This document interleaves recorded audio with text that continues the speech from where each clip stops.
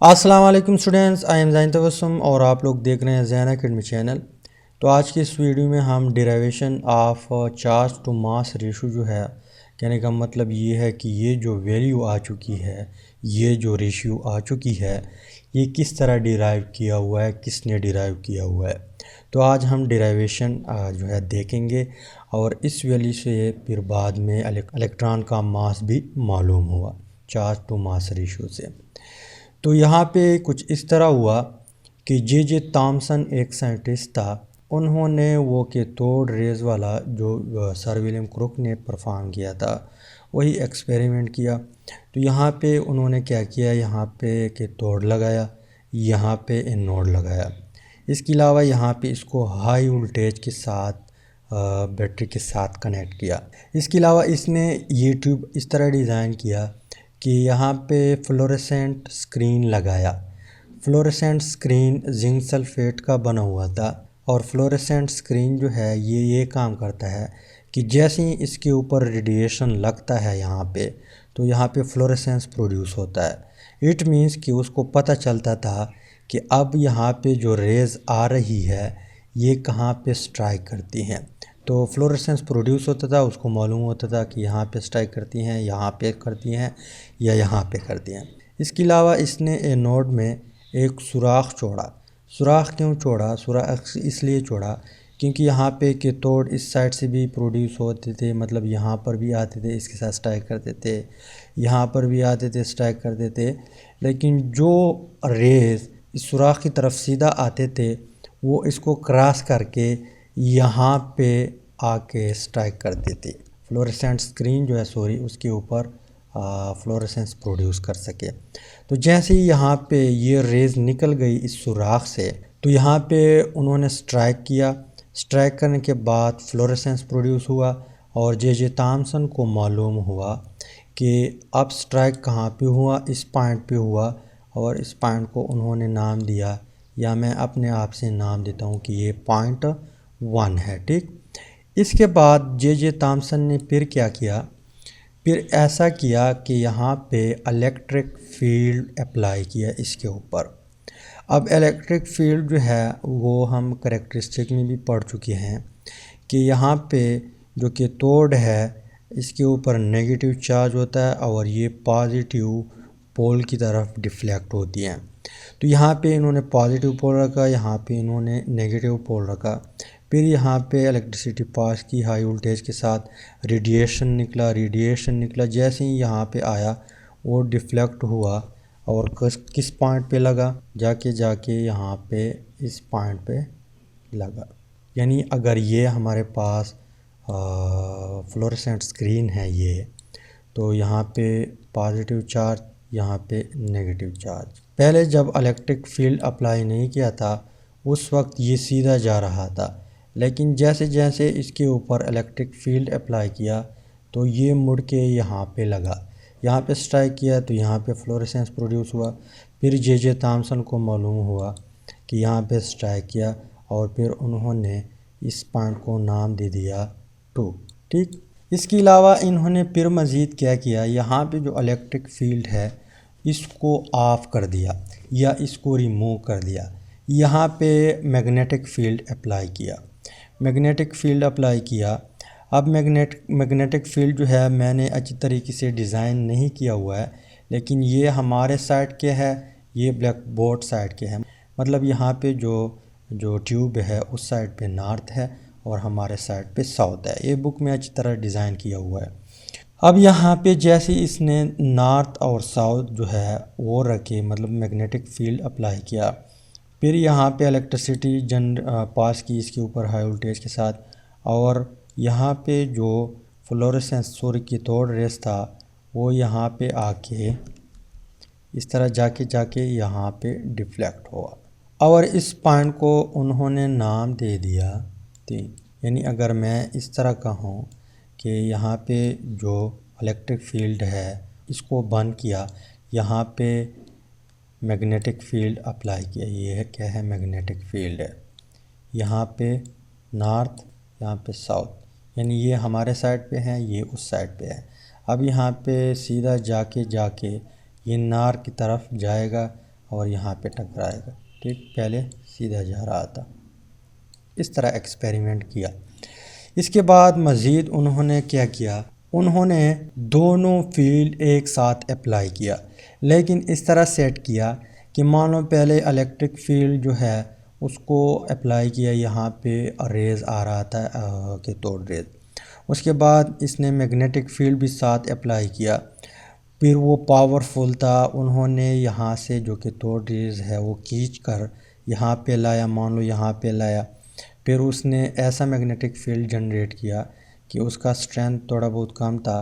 फिर यहाँ पे आके यहाँ पे यानी दोनों फील्ड इस तरह सेट किए कि उस साइड पे इलेक्ट्रिक स्ट्रेंथ हो रहा था कि तोड़ रे उस तरफ जा रहा था, इस साइड पे मैग्नेटिक फील्ड अप्लाई हो रहा था, रेज़ जो है इस साइड पे आ रहा था। अब दोनों फोर्स इक्वल हो गए और जो रेज़ है वो फिर यहाँ पे पॉइंट 1 जो है इसके साथ स्ट्राइक की। क्या किया, इसके साथ स्ट्राइक की, यानी दोनों का जो स्ट्रेंथ है, इलेक्ट्रिक फील्ड का स्ट्रेंथ भी और मैग्नेटिक फील्ड का स्ट्रेंथ भी, दोनों इक्वल हो गए। अब इक्वल हो गए तो हम कह सकते हैं कि magnetic field strength is equal to electric field strength. अब मैग्नेटिक फील्ड जो है इसको हम रिप्रेजेंट करते हैं Fm से। अब Fm जो है ये इज इक्वल टू है Q V ज़रबे B। Q क्या है, चार्ज है, V वेलोसिटी है, B मैग्नेटिक फील्ड स्ट्रेंथ है। अब यहाँ पे इसको हम इस इक्वेशन को हम नाम देते हैं इक्वेशन 1। इसके अलावा यहाँ पे जो वेलोसिटी और स्ट्रेंथ है ये क्रॉस प्रोडक्ट में है। मैं क्या करता हूँ, इसको डॉट प्रोडक्ट में कन्वर्ट करके यहाँ पे लगाऊंगा डॉट प्रोडक्ट, यानी ये डॉट प्रोडक्ट में कन्वर्ट हुआ। यहाँ पे लगाऊंगा साइन थीटा, साइन। अब यहाँ पे थीटा कितना है, थीटा जो है इसको हम ऐसे मालूम करेंगे कि मान लो यहाँ पे मैग्नेटिक फील्ड जो है अप्लाई हो रहा है। अब मैग्नेटिक फील्ड मैं डिफरेंट कलर से शो करता हूँ। मान लो ये हमारे पास मैग्नेटिक फील्ड है, ठीक, मैग्नेटिक फील्ड है, इसके ऊपर के तोड़ रेज़ आ रही है या इलेक्ट्रॉन आ रहा है। जैसे ही इसमें इंटर हो जाता है तो इसकी डायरेक्शन इस तरफ है और यहाँ पे जो फोर्स लगता है वो इस साइड पे है, तो यहाँ पे एक एंगल बनता है। अब वो एंगल कितना होगा, 90 होगा। कितना होगा, 90। इट मीन्स कि थीटा जो है हमारे पास किस चीज़ के बराबर है, थीटा बराबर है, थीटा इज इक्वल टू 90। ठीक, अब अगर 90 के बराबर है तो यहाँ पे हम क्या लगाएंगे, वी बी साइन 90। अब साइन 90 हमें मालूम है कि साइन 90 जो है वो इज इक्वल टू है 1। अब 1 यहाँ पे अगर ज़रब का है तो वही वी बी आएगा, तो हम यहाँ पे लिख सकते हैं कि वी बी, यहाँ पे जो एंगल और साइन ये चीज़ जो है वो ख़त्म हुआ। इसके अलावा क्यों जो है चार्ज किसके ऊपर है, इलेक्ट्रॉन के ऊपर है, तो यहाँ पे हम लिख सकते हैं कि ई, यानी ई क्यों की जगह चार्ज किसके ऊपर है, इलेक्ट्रॉन के ऊपर है, तो यहाँ पे हम ई लिख सकते हैं। तो इट मीन्स कि F M is equal to E V B, E V B. F M क्या है, मैग्नेटिक फोर्स है। तो इस इक्वेशन को हम नाम देते हैं इक्वेशन 2। इसके अलावा जैसे ही यहाँ पे मान लो यहाँ पे मैग्नेटिक फील्ड है, मैं फिर ड्रा करता हूँ। मैग्नेटिक फील्ड है, यहाँ पे की तोड़ रेज़ आ रही है, यहाँ पे ये इसका डायरेक्शन इस तरफ है, मैग्नेटिक फील्ड इसके ऊपर क्या करता है, इस तरफ। मतलब यहाँ पे अगर आप लोग देख लें, यहाँ पे इसका डायरेक्शन इस तरफ है और ये इस तरफ खींचता है, तो यहाँ पे इस तरह एक सर्कल बनेगा। अब इसकी वेलोसिटी इस तरफ है, यहाँ पे मैग्नेटिक फील्ड इस तरफ खींच लेगा, तो यहाँ पे एक सर्कल बनेगा। यहाँ पे क्या बनेगा, यहाँ पे एक सर्कल बनेगा। अब इस सर्कल में जो है ये इलेक्ट्रॉन जो है या ये के तोड़ रेज़ जो है गिर घूमता है, मतलब एक सर्कल बनाता है। अब सर्कल में एक सेंट्रीपिटल फोर्स लगता है यहाँ पे। मान लो आप एक रस्सी ले ले, उस रस्सी के सिरे पर कोई चीज़ बांध ले, पत्थर बांध ले, अब उसको घुमाए। जब आप लोग घुमाएंगे तो वो एक सर्कल बनाएगा। अब सेंटर में एक सेंट्रीफ्यूगल फोर्स लगता है जो आपके हाथ में है, मतलब वो सेंट्रीफ्यूगल फोर्स है। तो यहाँ पे हम सेंट्रीफ्यूगल फोर्स इस तरह लिख सकते हैं कि एफ सी सेंट्रीफ्यूगल फोर्स हम किस चीज़ से रिप्रेजेंट करते हैं, एफ सी हमारे पास इज इक्वल टू है mv² divided by are. M क्या है, मास है, वी वेलोसिटी है, आर रेडियस है। इसके अलावा यहाँ पे जो सेंट्रीफ्यूगल फोर्स प्रोड्यूस होता है किस वजह से, मैग्नेटिक फील्ड की वजह से, मतलब मैग्नेटिक फील्ड प्रोवाइड करता है ये सेंट्रीफ्यूगल फोर्स।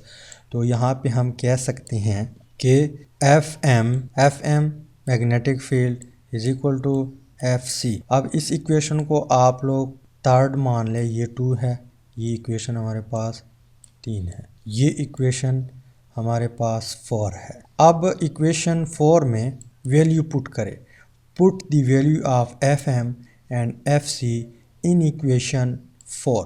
तो यहाँ पे हम लिख सकते हैं कि एफ एम जो है वो ई वी बी के बराबर है, is equal to F C M v² R के बराबर है। ठीक, अब यहाँ पे एक v इस साइड पे है, एक v इस साइड पे है, तो ये v एक v के साथ कैंसिल हो जाएगा।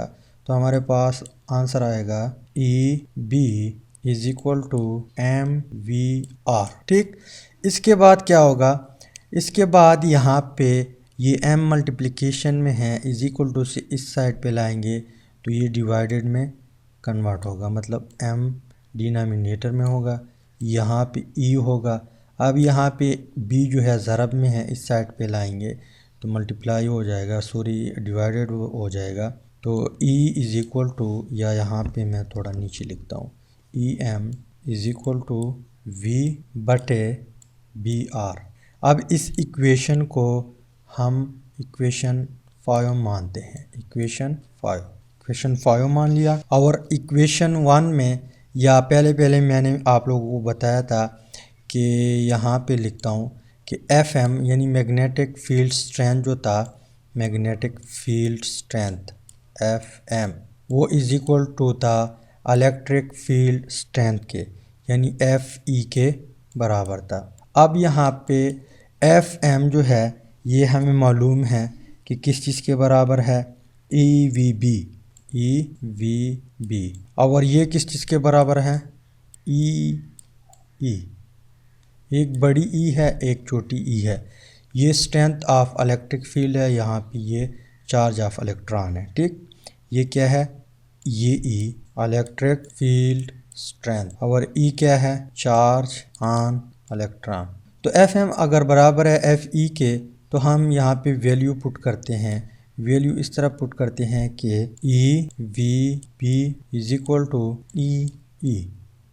अब ये ई इस ई के साथ कैंसल, तो V B is equal to E. तो हम क्या करते हैं, यहाँ पे बी मल्टीप्लिकेशन में इस साइड पे लाएंगे इज इक्वल टू से, तो ये डिवाइडेड हो जाएगा। तो हमारे पास फाइनल आंसर आएगा v इज इक्वल टू, यानी हमने वेलोसिटी मालूम करनी है, v is equal to E B. अब हम क्या करते हैं, इस इक्वेशन को यहाँ पे, ये वाला इक्वेशन जो है ये, इसमें ये वैल्यू पुट करते हैं। v की वैल्यू कितनी है, e बटे b। इस इक्वेशन में, इक्वेशन 5 में जो इक्वेशन 6 है, इसको हम इक्वेशन 6 मानते हैं, ये वैल्यू पुट करते हैं। तो थोड़ा इस साइड पे आते हैं, हमारे पास इक्वेशन 5 था e बटे m is equal to v बटे बी आर, ये इक्वेशन 5 था। इक्वेशन 6 किस तरह था, v is equal to E बटे बी। अब यहाँ पे v की वैल्यू पुट कर दे, तो E M is equal to E, यहाँ पे b 2 दफ़ा हो जाएगा, तो b² बटे आर। अब यहाँ पे E क्या है, स्ट्रेंथ ऑफ इलेक्ट्रिक फील्ड है। यहाँ पे अगर मैं इस इक्वेशन 7 को कॉपी करता हूँ, इस साइड पे इसको मैं करता हूँ कॉपी, ये फाइनल इक्वेशन है। अब यहाँ पे E M is equal to E strength of electric field, इसके अलावा b² strength of magnetic field, और यहाँ पे आर जो है, ये जो सर्कल बना था उसको कैसे मालूम किया, यहाँ पे रेडियस का मसला है। रेडियस ऐसे मालूम किया कि यहाँ पे हाइड्रोजन गैस जो है यूज़ किया, हाइड्रोजन गैस यूज़ किया तो लो प्रेशर पे, तो हाइड्रोजन गैस जैसे ही इसके ऊपर कैथोड रेज लगती हैं तो ये एक्साइटेड हो जाता है, एक्साइटेड हो जाता है तो उस टाइम ये एनर्जी अब्ज़ॉर्ब करता है, इसी वजह से एक्साइटेड हो जाता है। फिर डी एक्साइटेशन आ जाती है, उस टाइम फिर ये एनर्जी रिलीज़ करती हैं, एनर्जी रिलीज़ करती हैं तो वहाँ पे वो एनर्जी जो है वो विजिबल एनर्जी होती है in the form of radiation, और वो हमें नज़र आती है। तो यहाँ पे किस तरह, यहाँ पे मान लो ये हमारे पास एनर्जी लेवल है, यहाँ पे मान लो हाइड्रोजन एटम पड़ा हुआ है, इसके ऊपर एनर्जी लगा, ये चला एक्साइटेड स्टेट में, यहाँ पे पहुँचा, इसने मतलब एनर्जी एब्ज़ॉर्ब कर ली।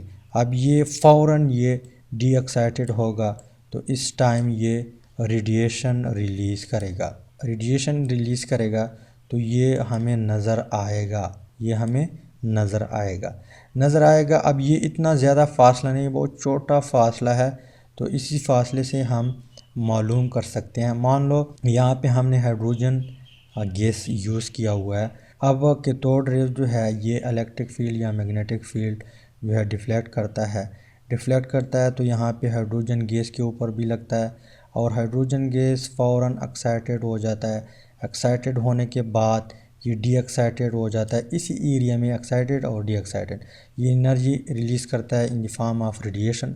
अब वो विजिबल रेडिएशन होता है तो हमें नज़र आता है। अब इसी नज़र आने की वजह से हम इजीली यहाँ पे जो रेडियस है वो मालूम कर सकते हैं और उसको मेज़र कर सकते हैं कि कितना है। तो जे थॉमसन को मालूम था कि मैंने कितना स्ट्रेंथ दिया हुआ है इलेक्ट्रिक फील्ड का, मैग्नेटिक स्ट्रेंथ कितना दिया हुआ है और रेडियस कितना है। अब इसने वैल्यू पुट कर दी, वैल्यू पुट करने के बाद हमारे पास जो वैल्यू आ गई EM रेशो वो कितनी आई, वो इतनी आई। अब इस वैल्यू से फिर मास ऑफ इलेक्ट्रॉन भी मालूम हुआ। तो उम्मीद करता हूँ वीडियो की समझ आई होगी, अगर समझ आई है वीडियो को लाइक करें, शेयर करें, चैनल को सब्सक्राइब करें और पेज को फॉलो करें ताकि आप लोगों को भी फ़ायदा हो और मुझे भी फ़ायदा हो और एक दूसरे को ग्रो करने में एक दूसरे का साथ दे सके। Finally thanks for watching.